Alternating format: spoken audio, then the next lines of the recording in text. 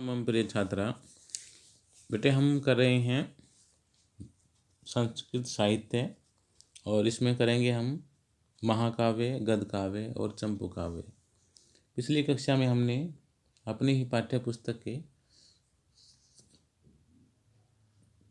पाठ किस ग्रंथ से लिए गए हैं, ग्रंथ के रचयिता कौन है और पाठ का क्या नाम है, इनके बारे में पढ़ा। आज हम करेंगे महाकाव्य, गद्य काव्य और चंपू काव्य के बारे में। शुरू करते हैं। संस्कृत साहित्य कवि कुलगुरु इत्यत उपाधिना क प्रसिद्ध। संस्कृत साहित्य में कवि कुलगुरु की उपाधि से कौन प्रसिद्ध है? तो फटाफट से आपके दिमाग में आ जाना चाहिए कौन है? महाकवि कालिदास।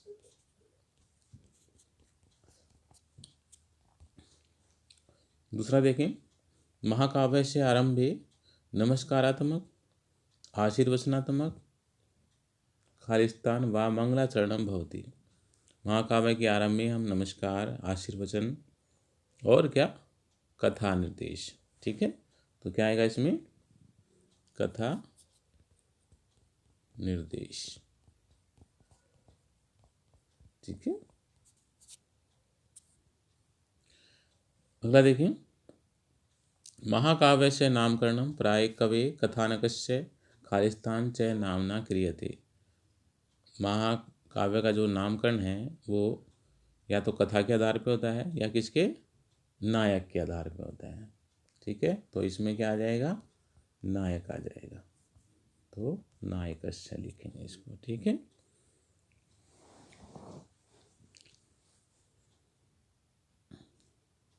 अगला देखें, महाकविना कालिदासेन विरचितम महाकाव्यद्वयं प्राप्यते रघुवंशम खालिस्तान च। तो महाकाव्य दो थे, एक रघुवंश और दूसरा कुमार संभव।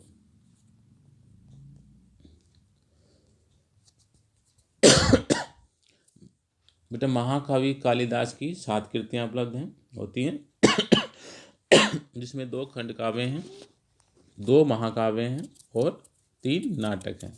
आप याद रखें। ठीक है, चलें अगला प्रश्न है हमारा, बुद्ध चरितम सौंदरनंदम च केन विरचितम। केन अर्थात किसके द्वारा लिखी गई है? क्या क्या? बुद्ध चरितम और सौंदरनंदम, तो ये किसके द्वारा है? आशव घोष के द्वारा लिखी गई है। ठीक है, आशव घोष। ठीक है, अगला देखें, बौद्ध धर्मस्य उपदेशान काव्यात्मक रूपेण क प्रस्तुतवान। तो इसका आएगा क्या? महाकवि अशोक घोष। बौद्ध चरितम, बौद्ध धर्म एक ही है, देखें, है ना, अभी ऊपर ही पढ़ा था हमने। बुद्ध चरितम बौद्ध धर्म से, बौद्ध धर्म के उपदेश कहाँ पर है, किसने प्रस्तुत किया उनको? महाकवि अशोक घोष ने। ठीक है, तो इसका आंसर भी अशोक घोष ही होगा। ठीक है, अगला देखें, अर्जुनेन सह किरात वेश रूप धारेण भगवतः शिवस्य युद्ध वर्णनम कस्मिन् महाकाव्ये प्राप्त है। तो ये था किरात का वेश जब भगवान शिव ने रखा था और अर्जुन के साथ उसका युद्ध हुआ था, वो फटाफट से आपके दिमाग में आ जाना चाहिए, किरात अर्जुनियम। क्या नाम है? किरात अर्जुनियम। ठीक है,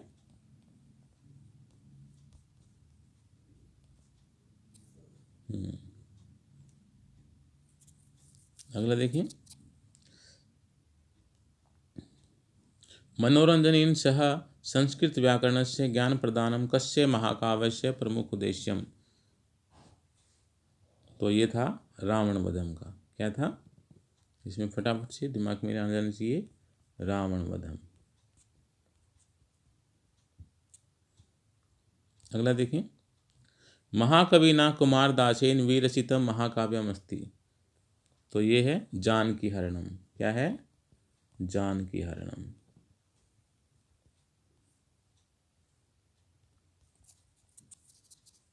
दसवां देखें, शिशुपाल वधम महाकाव्य से लेखक का। शिशुपाल वध किसकी रचना है? ये है माघ की, माघ शिशुपाल वधम। फटाफट से दिमाग में बैठा लें, माघ, ठीक है।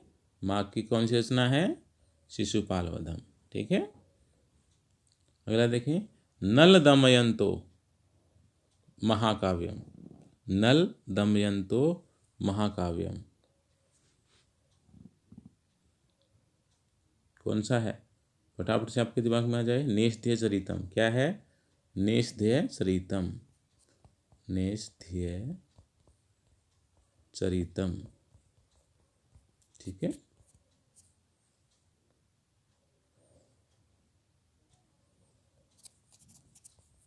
चलें 12वां देखें, मेघे माघे कथम वयम महाकाव्यस्य प्रशंसाया कथिता। किसकी? ये थी शिशुपाल वधम। किससे लिया गया है? शिशुपाल वधम, ठीक है। इसका रहेगा शिशुपाल वधम, ठीक है। अगला देखिए, क कश्मीर निवासी कवि हरविजयम इति महाकाव्यम अरचयत। तो कश्मीर मतलब रत्नाकर। क्या है? रत्नाकर। तो इसका जो आंसर रहेगा वो रत्नाकर, ठीक है।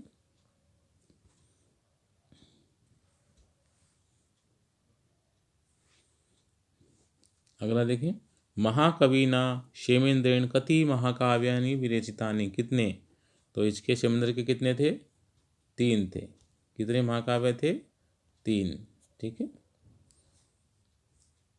अगला देखिए, भगवता शिवेन त्रिपुरस्य प्राज्य कस्य महाकाव्यस्य मुख्यम कथानकम अस्ति।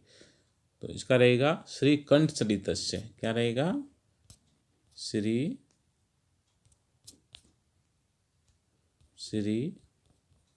कंठ, ठीक है। चले अगला देखिए, किम महाकाव्यम द्व्याश्रय काव्यम रूपेण प्रसिद्धम जातम। तो इसका है कुमारपाल चरितम। क्या है? कुमारपाल चरितम, उत्तम। चलिए अगला देखें,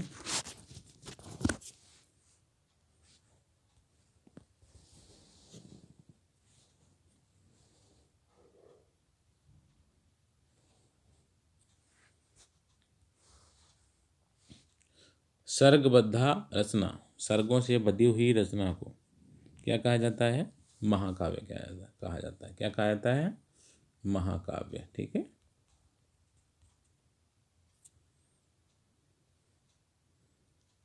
18वां देखें, सहसा विदित न क्रियाम इति सूक्ति है। ये किस महाकाव्य से ली गई है?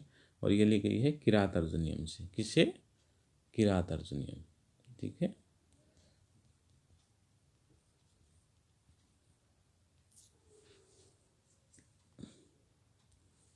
बृहत्तरई नेस्ते सरितम शिशुपाल वधम। ये क्या है? बृहत्तरई है, ठीक है।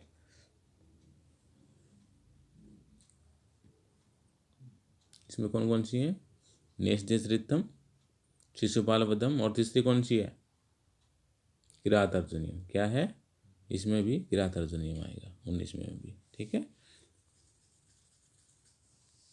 अगला वीरत्रयी। दिमाग में जब भी वीरत्रयी का नाम पूछे फटाफट से दिमाग में नेषदेशरितम, शिशुपाल वधम और किरातार्जुनीयम। अगला देखें, संस्कृत गद्यस्य प्राचीन रूपम कुत्र प्राप्यते। तो ये है ब्राह्मण ग्रंथों में। किसमें? ब्राह्मण ग्रंथेषु। तो इसका आएगा ब्राह्मण ग्रंथेषु।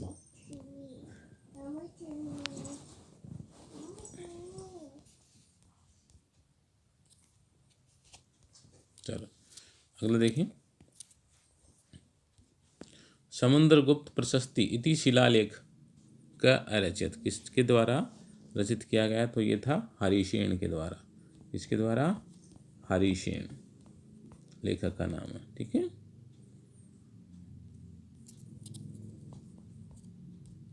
आगे देखिए, वृत्तबंधोजितम कथ्यते कहा जाता है किसको? गद्य को कहा जाता है। किसको? गद्य को ना।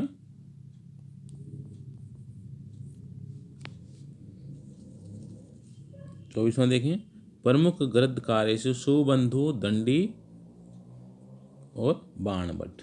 ये तीन हैं गद्यकार, प्रमुख गद्यकार। जब भी नाम पूछें, पहला हो गया सुबंधु, दूसरा दंडी और तीसरा जब होगा तो वो है नाम बाणभट्ट। क्या नाम है? बाणभट्ट। ठीक है।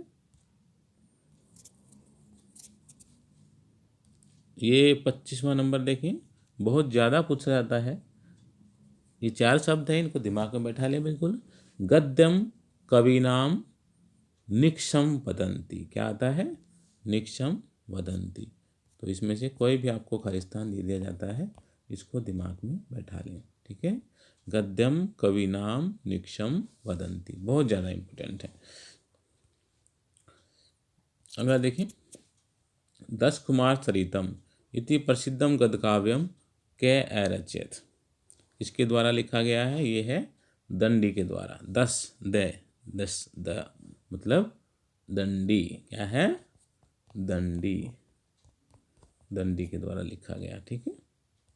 अगला देखो, महाकवि सुबंधो श्लेष अलंकार विशिष्ट प्रसिद्ध रचना का। सुबंधु का जब नाम आए तो फटाफट से दिमाग में आना चाहिए वासुदत्ता। क्या नाम आना चाहिए? वासुदत्ता। ठीक है।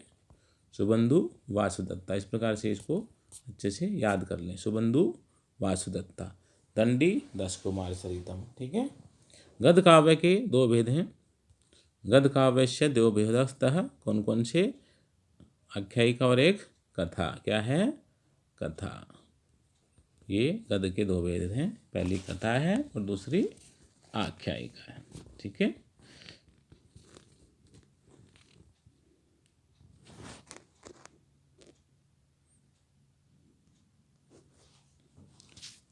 बेटे आज के लिए इतना ही। हम अगली क्लास में आएंगे, फिर इससे आगे चलेंगे। इसे ध्यान से याद करें, समझें। कोई परेशानी हो तो कमेंट में लिखें। धन्यवाद।